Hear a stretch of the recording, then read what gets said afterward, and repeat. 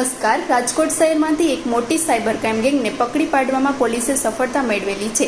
Delhi crime બ્રાન્ચના અધિકારીઓ તરીકે ખોટી ઓળખ આપી ડિજિટલ અરેસ્ટના બહાને લોકોને ડરાવીને તેઓ પાસેથી લાખો રૂપિયાની ઉઘરાણી કરતી ટોળકીનું ભાંડું ફૂટ્યું છે। ફરિયાદી પાસેથી અલગ અલગ બેંક ખાતાઓમાં કુલ ₹88,50,000 જેટલી રકમ પડાવી લેવામાં આવી હતી।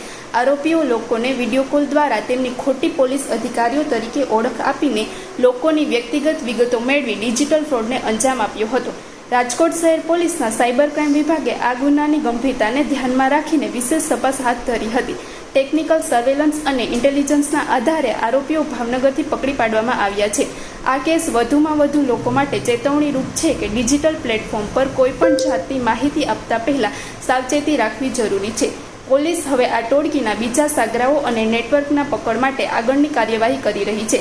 આ મામલામાં આરોપીઓ સામે આઈપીસી અને આઈટી એક્ટ હેઠળ કાયદેસર કાર્યવાહી શરૂ કરવામાં આવી છે। વધુ અપડેટ માટે જોડાયેલા રહો આરપી ગુજરાત ન્યૂઝ રાજકોટ।